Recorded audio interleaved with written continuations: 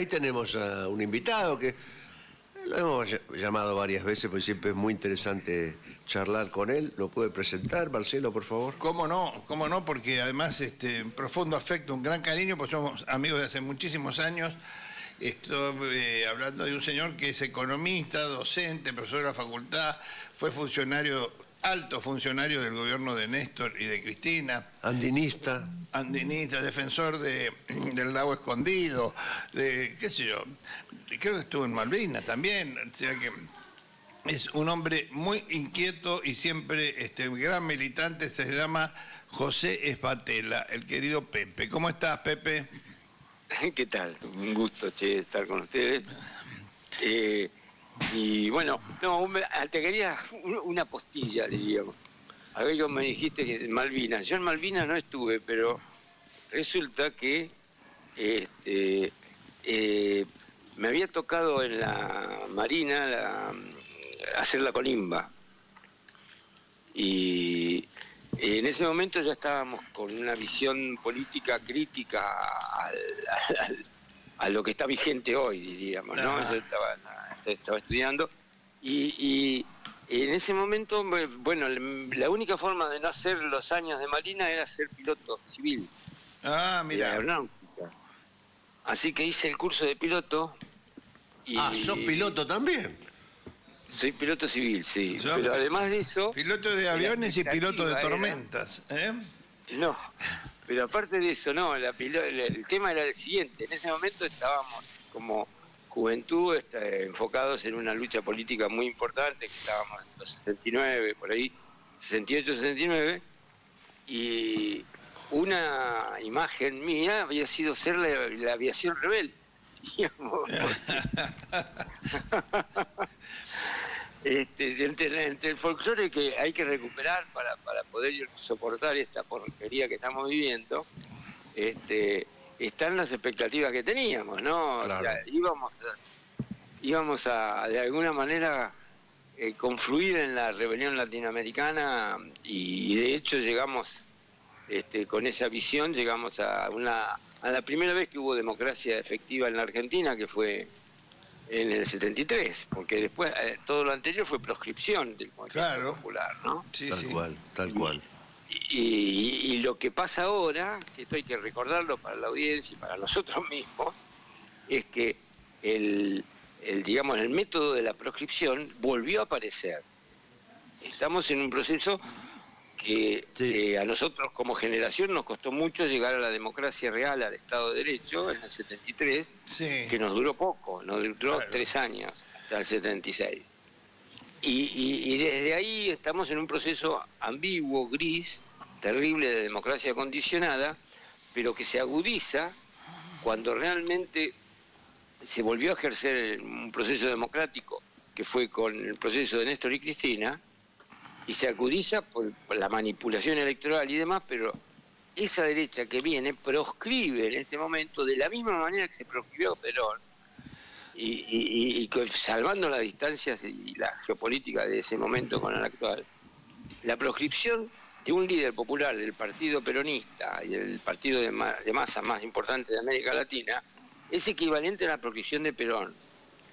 Y desde el punto de vista teórico y práctico, la militancia se tiene que hacer cargo que estamos en un periodo donde hay proscripción de la voluntad política popular para que se exprese. O sea, claro, no es que... Eso es importante. Hay muchos que piensan, bueno, nada, es un problema de Cristina. No, es un problema que uno no puede votar a quien querría, una mayoría enorme del país, a quien querría votar, que es Cristina, ¿no? Posiblemente. A lo mejor no... Llegado el momento tampoco es así, pero previamente sí es así. Es que es muy importante saber eso, porque para recordar a todos, a la militancia propia, a los militantes del peronismo y a la militancia nacional y popular, la resistencia en un proceso de proscripción abarca todos los planos. Claro. A lo mejor lo de abarca todos los planos. A lo mejor lo de Cristina no se ve con tal gravedad, porque está en cárcel domiciliaria en Buenos Aires, pero si hubiera sido como varios presidentes que le hubieran llevado a la isla Martín García, a lo mejor ahí ya se corporizaba más Sí, la situación, ¿no? sí, aparte... No, sí. No, aparte el tema es ese. Sí, dale, Pepe, dale. No, que un poco, digamos, con ese contexto, es muy difícil, porque desde el punto de vista de la capacidad operativa de la resistencia a una situación de control político por esta visión ideológica, nosotros estamos en inferioridad de condiciones desde el punto de vista de que el sistema mundial en este momento tiene una hegemonía ligada a este tipo que está viviendo acá en Argentina, Peter Thiel, digamos, Sí. que manejan ese parlantir, que no sabemos qué es, pero sabemos que nos están jodiendo con eso, y que son capaces de hacer manipulaciones masivas. Y lo que están haciendo con el parlantier en Gaza, ¿no? En Gaza y lo que están haciendo con nosotros, porque lo tenemos acá, no es casual, acá cuando ayer estaba la manifestación de las universidades argentinas, ellos estaban reunidos con Peter Thiel en la Casa de Gobierno. Caputo estaba, estaría cerca de ahí, en el Ministerio de Economía. Pero bueno, el tema es ese. Pero además, Pepe, ayer hubo una situación que precisamente podría ser de esta empresa, de este señor, que fue la inhibición de teléfonos celulares en una parte bastante amplia de la marcha. Sí. Estaban inhibidos los celulares, y esto es una de las cosas que hace esa empresa, ¿no? Claro, no, por eso nosotros estamos en una situación donde en el esquema de lo que significa la resistencia, porque entiendo que hay proscripción, hay resistencia, y somos parte de distintos lugares de esa resistencia a ese dominio, tenemos que hacer notar a los compañeros y a la dirigencia nuestra que no estamos peleando una cuestión, digamos, electoral. Estamos peleando el eje del dominio político y económico que a nivel mundial tiene acá en Argentina un alfil, que es el presidente que tenemos, pero que además de eso somos un experimento en este momento. O sea, si se consolida el esquema político de control así, con el apoyo logístico de este parlantir y demás, no es solo que van a controlar los medios y demás, van a controlar todo el esquema electoral, digamos. Para eso vino este Peter Thiel acá. Vino para diseñar un sistema electoral que le permita ganar las próximas elecciones. Pepe, el control pasa por cosas mucho más cotidianas. Te controlan lo que consumís, lo que comprás, lo que comés, lo que buscás. Claro. Absolutamente todo te controla. Buscás algo en internet y te viene, sin que vos lo ordenes o le des el mandato ese al teléfono, te viene en oferta de lo que vos estuviste buscando hace 10 minutos. Cuando lo hablas con alguien, sí. ¿no? Ni siquiera lo tenés que buscar. Nosotros decimos, mira, tengo ganas de comprarme una bicicleta, te digo a vos. Y te llegan un montón de ofertas de bicicleta. Claro. Es impresionante.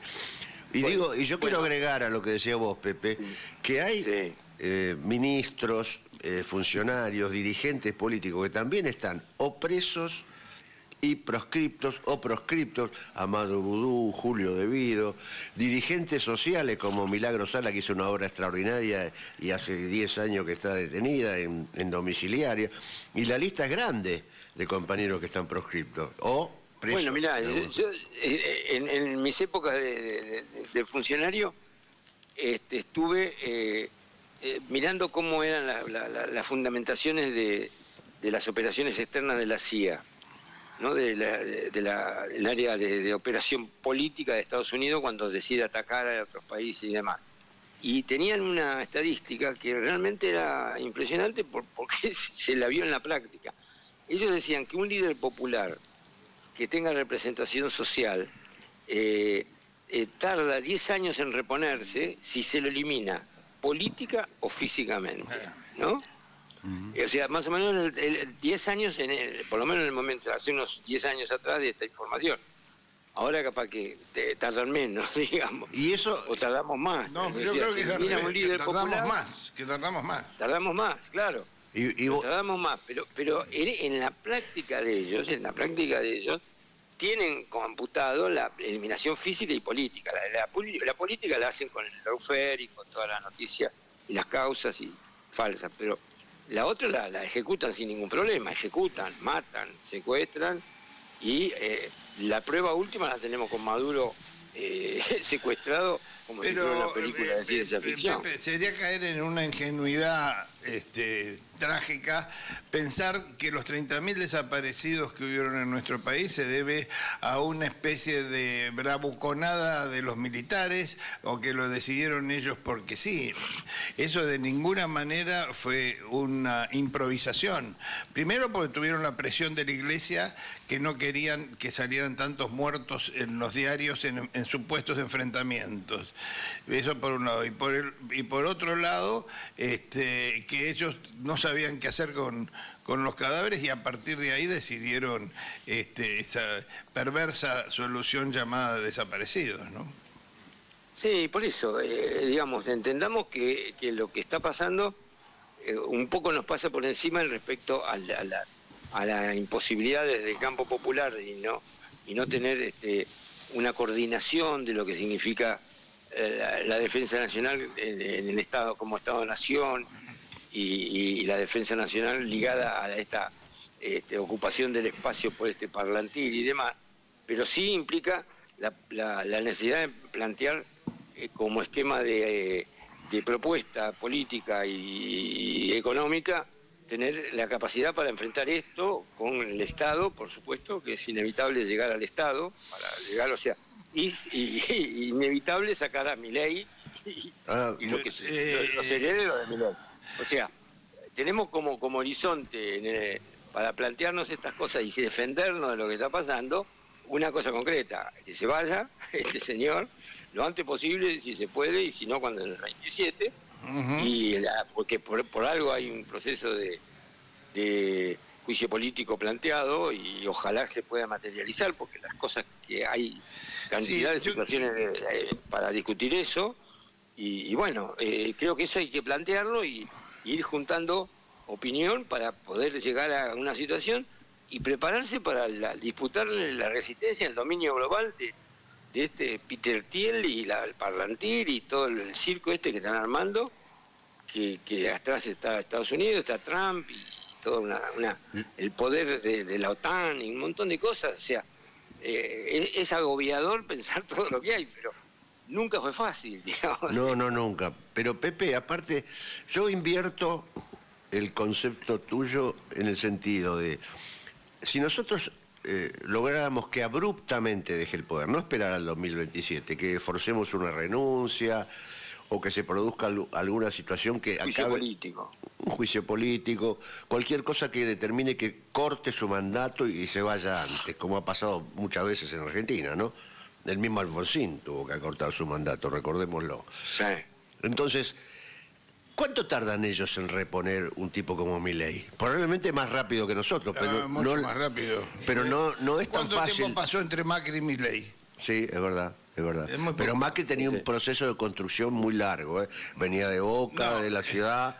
No, ese era un proyecto que surgió casi, te diría, independiente por voluntad propia, el de Macri, porque Macri pertenece a una familia que es la mafia italiana, y entonces tiene otro recorrido distinto al que tienen los que fabrica la CIA, que de repente usan los mismos personajes, por supuesto, porque están todos ligados. Pero habían probado con otros, habían probado con el falso ingeniero.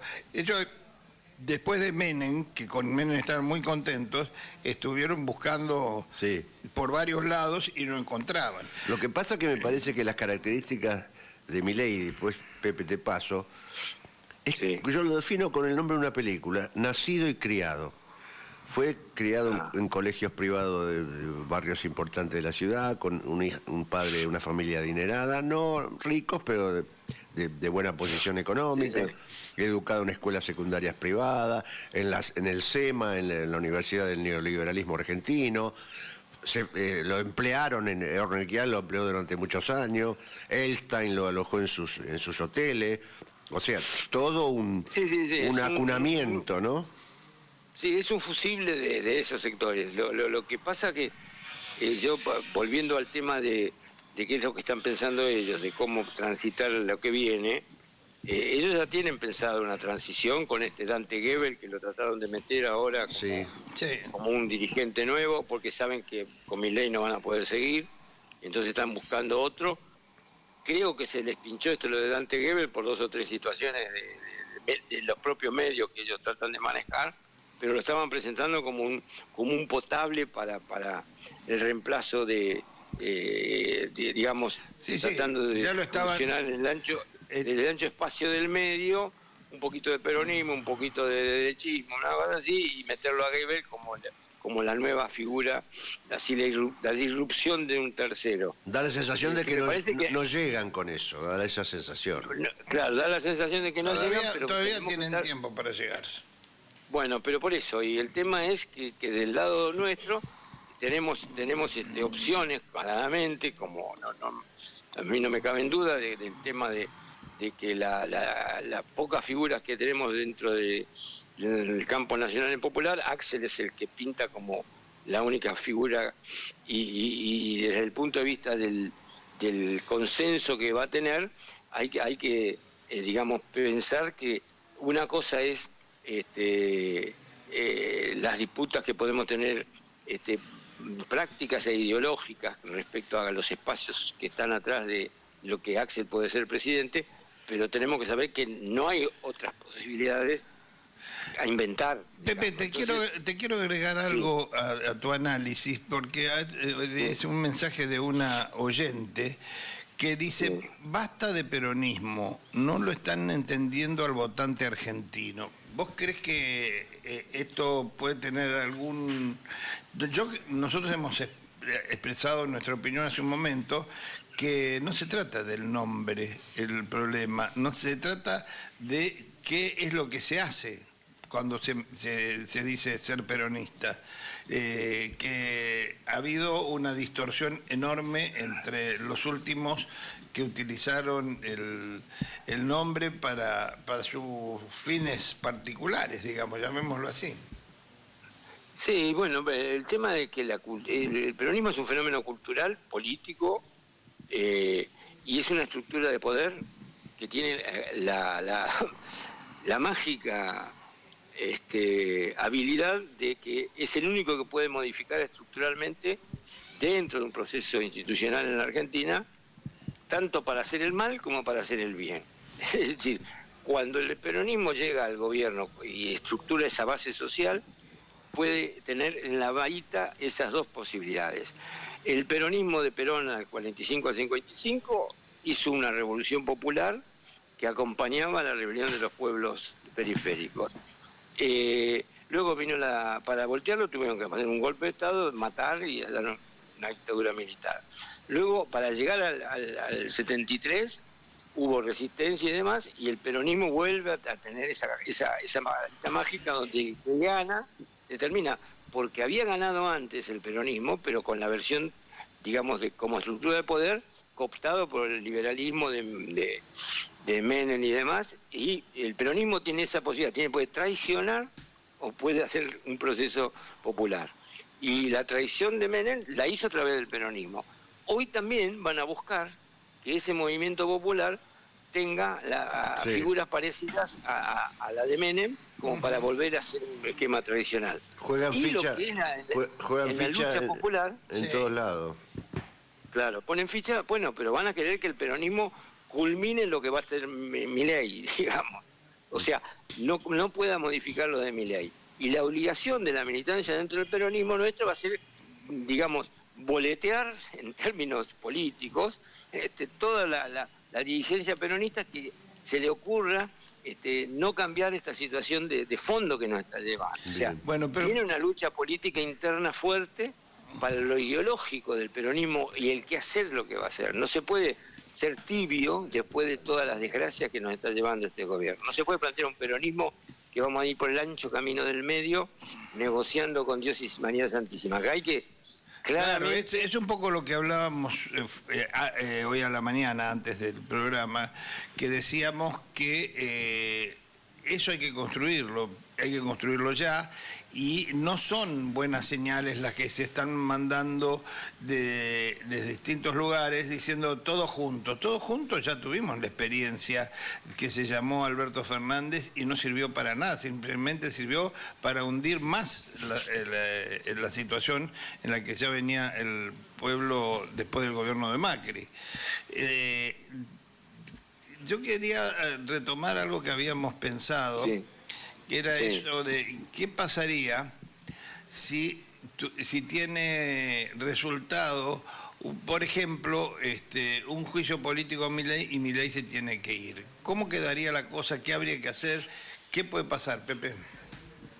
Bueno, ese es uno de los temas básicos de hipótesis que uno, para digamos, la cultura política argentina, te dicen que no hay propuestas. Y la verdad que el peronismo y la estructura de técnicos, profesionales y demás que hemos trabajado en el peronismo y demás, tenemos unas capacidades adquiridas respecto a qué hacer en caso de crisis y de emergencia, digamos. Entonces, nos hemos juntado con economistas que venimos de distintos lugares, del Plan Fénix y demás, en un foro de producción y trabajo que de alguna manera coordina con todos los sectores y delegados que mandaron los sindicatos de la Corriente Federal y demás de la Secretaría Argentina. Ahí hemos hecho un plan, porque hicimos un escenario, porque no sabemos que realmente en la Argentina nos da sorpresa, pero no sabemos que esto se tiene que terminar. En algún momento se termina electoralmente en el 27, o una crisis se pueden ir antes. Entonces nosotros hicimos un programa de emergencia que tiene en esa emergencia el cambio básico de la dinámica de desarrollo de la Argentina, sacándolo del esquema exportador y facilitar todo lo que sea el negocio exportador y las rentas de esa exportación perdidas, porque se las llevan con estos RIG y estos planes que hicieron para que se puedan hacer inversiones y no devolver nada acá en la Argentina, no pagar prácticamente nada de impuestos por 30 años y demás. La primarización, que se la llama, ¿no? La primarización. Ese modelo primarización tiene otro modelo alternativo que lo hicimos 2 veces en el siglo XX, con Perón del 45 al 55 y con Néstor y Cristina del 2003 al 2015, ligado en otro motor, no la exportación, sino el motor del salario y el mercado interno. Y eso implica todo un cambio de las reglas de juego respecto a los agroexportadores, que van a tener que pagar más impuestos, van a tener que pagar más retenciones, la renta agraria, la renta petrolera, la renta minera va a tener que quedarse acá, va a ser una reforma impositiva donde las regalías y todas estas cuestiones sean fuertes y permitan no trasladar libremente las utilidades que se ganan en la Argentina como si esto no existiera como país. Y en ese esquema, que existe en otros países, en los países finlandeses y demás, han hecho esquemas de apropiaciones de las rentas de los recursos naturales para sostener el mercado interno basado en un esquema de salarios a la alza. O sea, cae Milei, congelamiento de precios por un periodo corto para saber los costos y aumento de salarios del 30 al 40% para recuperar lo perdido desde la época de Macri. Es lo que llaman un shock distributivo, ¿no? Bueno, eso está en la cabeza y se puede hacer por la experiencia histórica que tenemos. Entonces, no es que no hay plan, no hay... Y la gran pregunta permanente, como por ejemplo esta cosa infame que hacen algunos defensores, como ese tipo impresentable que está en el programa Duro de Domar, que fue del gabinete de Aracre, que fue del gabinete de Fernández. ¿Y de dónde se saca la plata para todo eso? Bueno, ahí está, ahí tenemos. La plata la tenemos que sacar primero de asumir que el tema de la deuda externa es un error no solo del gobierno argentino, sino de los sectores que lo financiaron, del Fondo Monetario. Claro. Y pagar realmente lo que el fondo tendría que haber prestado si hubiera cumplido los propios estatutos del fondo. Pagar, digamos, no los 48.000 millones de dólares que le dieron a Macri, sino pagar los 4.000 o 5.000 millones que podían haber prestado, y el resto negociarlo, no decirle que no le vamos a pagar, pero como decía Néstor en su momento, le pagamos, los muertos no pagan, le pagamos cuando podemos. En la medida que podemos. O sea que vamos a tener que defoltear, no, vamos a tener que renegociar los pagos de la deuda inflada que nos metieron como condicionamiento estructural para la Argentina. Entonces, sin resolver eso de entrada, o sea, lo que hay que decir es que le vamos a pagar cuando podamos. Pagaremos además, lo que nos correspondía. Hay otras medidas que han tomado algunos de los países comunistas actuales, como Alemania, España, y demás, que es los impuestos... Italia es recontra comunista. El impuesto a las grandes fortunas, ¿no? Bueno, sí, por eso. De ahí se puede sacar para hacer una gran recomposición del salario de los...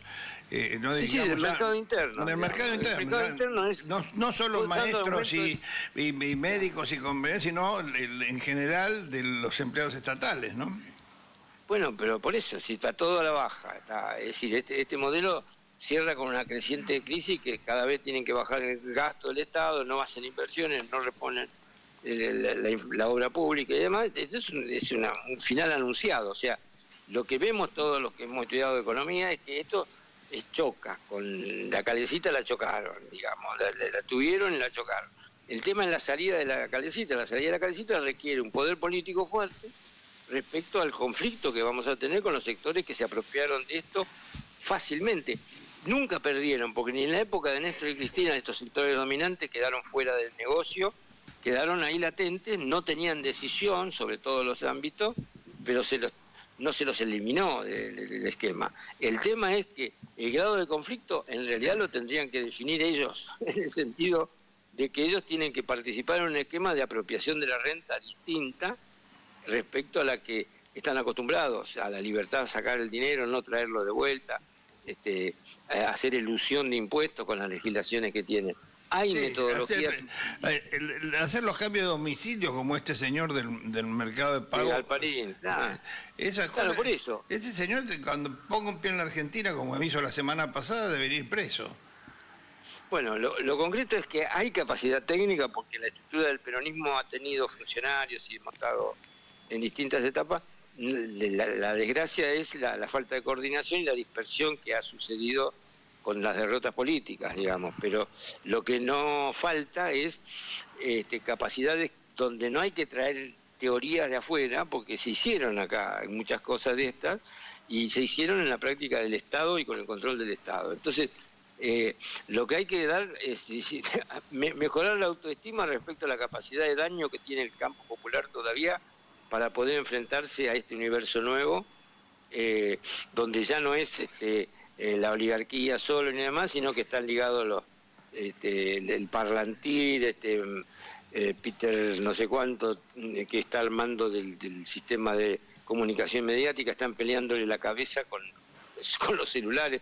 Todo eso se sabe que está, pero lo principal que hay que tener es llegar las etapas. Las etapas es que se vaya este muchacho por acción o por elección, y que, digamos, se sepa que hay práctica histórica en la Argentina como para tener plan alternativo y tener capacidad de control del Estado con un marco geopolítico que habilita una alianza, como estábamos en el 2015, con los BRICS, con China, con Rusia y demás, que tiene un respaldo político que sustentaría una rebelión de un país latinoamericano contra este eje del mal que es Estados Unidos e Israel.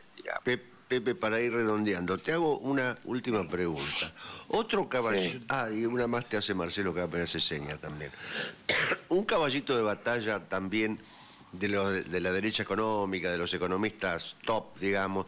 Algunos de ellos muy cercanos a nosotros ahora, como Diego Giacomini o Carlos Melconian, que se muestran amistosos hacia el sector popular, es el famoso déficit fiscal, ¿no? El tema que no hay que incurrir en el abuso de las cuentas fiscales, además. ¿Eso qué respuesta le darías vos? Yo lo que digo es que la Argentina, en el esquema teórico y a nivel mundial, cuando no hubo plata y no hubo dólares, las provincias fueron ajustadas con el fin de la convertibilidad, el peronismo, sin discusión teórica, emitió, en las provincias emitieron billetes. O sea, el déficit fiscal, digamos, ante la falta de recursos, la provincia de Buenos Aires emitió la mitad de la masa monetaria en patacones. Sí, todos, el Córdoba, ¿cómo se llamaba? El Federal y el qué sé yo, el Santa Sí, Fe, emitieron deuda en pesos nacionales, porque los billetes esos emitidos, los Lecor, los patacones, los bofe que la hacían en Entre Ríos, todo eso fueron masas de dinero que sirvió para que las provincias no quebraran, porque estaban ajustadas de tal manera, y el Estado-Nación también. El Estado-Nación también emitió billetes alternativos, o sea, lo del déficit fiscal es un esquema de locura, en el sentido de que la decisión y el funcionamiento de la economía puede hacer que vos puedas, si vos necesitas moneda, y que la plata exista en la billetera de la población. Si la billetera no llega, no te la manda el Estado-Nación, las provincias hicieron, fuera de todo marco teórico, emisión de dinero monetaria para que poder emitir, hacer obra pública, pagar salario, con distintos tipos de cambios, todo un problema teórico. Pero esa rebelión intrínseca que tuvo el movimiento popular es lo que a mí me da esperanza de que no vamos a... no va a pasar mucho tiempo de que tengamos la posibilidad de retomar todo este esquema, porque lo del déficit fiscal tiene que ver con los recursos, digamos, de la emisión, tiene que ver con que vos no emitís si hay pleno empleo y está todo trabajando al 100%, vos emitís y seguro que eso genera demanda monetaria, como diría Milei.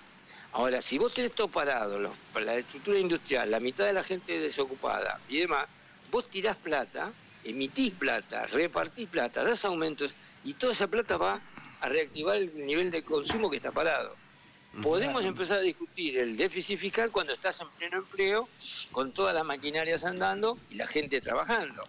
Mientras tanto, yo tiro plata al mercado, muchachos, no es cuestión que venga la inflación. La inflación va a venir si hay pleno empleo. Y por supuesto que se va a ver sectores que se quieren aprovechar. Los que se quieren aprovechar, vos tenés la ley de abastecimiento, tenés la legislación y la podés aplicar. ¿Y las provincias son soberanas para tomar la decisión de volver a emitir su propia moneda? ¿O depende del Congreso? Toda la legislación que fundamentó es que no se llamaban monedas, eran bonos de cancelación de deuda del Estado. O sea, no son monedas, pero no es moneda, esos bonos... pero para el efecto, ¿podría tomar la decisión de aquí a unos meses, si la cosa sigue igual, que las provincias tomaran la decisión de volver a sacar los bonos? Como la tomó La Rioja, Quintela emitió y recompró después de 2 años, recompró lo que emitió. Emitió los chachos, los usó y los gastó. Lo que pasa es que a nivel popular y a nivel académico, en economía, todo esto es un veto terrible, ideológico, Claro. para tratar de sacarle instrumentos al campo popular de reacción, de resistencia, porque los patacones y todo fueron instrumentos de resistencia ante un modelo global que te obligaba a vivir del dólar. Yo me acuerdo de un cartel que vi en esas épocas que decía: aceptamos patacones, no aceptamos dólares. Muy bueno. Pero, Pepe, escucha, ahora sí, para redondear, que estamos llegando ya a la hora. Sí. Todavía nos está pasando, tal vez con más fuerza que antes, que todos los días nos enteramos que algo se entrega de los bienes del Estado, del país, de todo lo demás. Lo de Transener fue esta semana, si no me equivoco. Sí, Transener terrible, ¿no? Se viene es una cosa... Lo viene del Paraná. ¿Cómo te imaginás vos que podrían ser, ante la partida de este muñeco perverso que tenemos, la recuperación que se tiene que dar necesariamente de todo el desastre que ha hecho este hombre, ¿no? Sí, yo creo que la disputa es hacia adentro, sobre la visión de qué es lo que está pasando. Es decir, la proscripción de Cristina, les guste o no a los compañeros Cristina, es equivalente a la proscripción de Perón. Tenemos historia para hacer eso, no es lo mismo, no tener historia que tener una historia sobre qué pasaron las proscripciones. Eso le quita legitimidad a todos los procesos institucionales legales que se determinaron en los procesos de proscripción.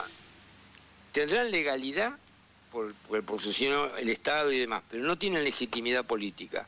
Lo que para mí hay que quitarle legitimidad política a las decisiones que están tomando estas personas, lo de Transener, las privatizaciones de las energéticas que están haciendo y todo.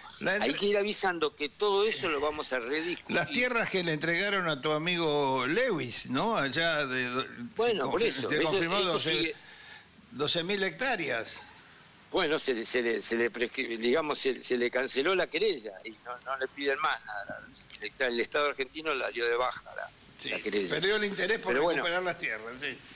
Bueno, lo que hay que decir es que eso tiene ilegitimidad política y que el Estado que venga del campo popular, por esa ilegitimidad política va a cuestionar todas las acciones que se hicieron. Eso hay que decir, avisándole que no va a ser estable lo que estén ganando ahora. Que se lo vamos a discutir porque la ilegitimidad tiene que ver con la inconstitucionalidad de que tienen que... yo pienso que tendríamos que tener una declaración de los diputados y senadores del campo popular advirtiendo a los propios y a los extranjeros de esta situación que vos planteás, Pepe, pero no tenemos esa decisión, no están tan convencidos como vos nuestros legisladores.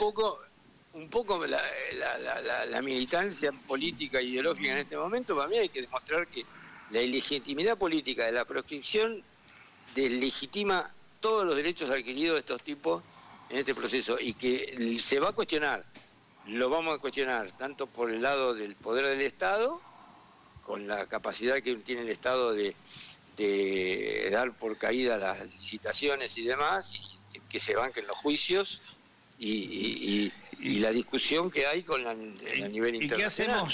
¿Y qué hacemos con la ilegitimidad del uso de la palabra peronista de todos los que hacen una política absolutamente opuesta a lo que es el peronismo según lo ha demostrado a lo largo de los años?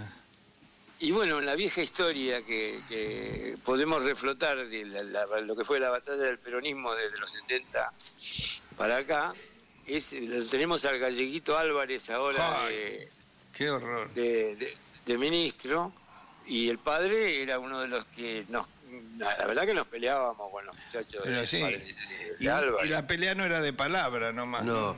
Claro, bueno, que nosotros el peronismo sabemos que las peleas no son de palabra, y que si vienen por peleas que son de otro tipo, no es que uno se queda quieto, digamos. Así que sabemos que la historia hizo eso y la historia puede, lamentablemente, ojalá que no se repita, pero los muchachos de derecha del peronismo terminaron con el hijo del funcionario del liberalismo más extremo, como Álvarez. Sí. Creo que, bueno, tuvimos uno que decía que era peronista, que fue vice de Macri, ¿no? Sí, que ahora está dando de vuelta como gran cosa. Esta es una cosa que también yo creo que lo gestual de las imágenes y todo lo demás, las reuniones estas que está teniendo Axel, que comparto con vos, la expectativa, la esperanza no, porque como dice... ¿cómo se llama? No me acuerdo cómo se llama el periodista del Destape. Navarro. Sí, a mí esperar no me gusta, entonces no es esperanza, es expectativa que sea realmente Axel, pero que me parece que tiene que dar unas señales más contundentes, Axel, ¿no? Sí, lo que pasa, sí, yo entiendo eso, lo que entiendo también es que adentro del campo popular, digamos, uno no puede desperdiciar, digamos, la oportunidad que tiene una figura como para disputarle lo que va a venir el infierno que estamos viviendo. O sea, no puede haber tanto bardo interno por la candidatura de Axel en función de las posibilidades a futuro. El problema no es que sea Axel, es los dos modelos que hay dentro del propio peronismo. Que hay un modelo mucho más conciliador, mucho más abierto a los yanquis, y el otro que representa a Axel, que se supone que va a ser un proyecto más parecido a lo que vos venís planteando, ¿no? Claro, bueno, y bueno, lo que pasa es que eso todavía no, adentro, digamos, estamos viviendo una especie de lejanía del poder, y lo que uno sabe es que la verdadera discusión de las propuestas es cuando uno está claro que está ganando. Ahí viene una pelea que el enemigo la sabe, la sabe, Sí. y cuando ve que está por irse este tipo y demás, va a estar buscando dentro del peronismo también sus candidatos, y para meternos adentro de una batalla interna como la tuvimos siempre, Sí. o buscar una síntesis como esta de Dante Gebel, Bueno, que es sí.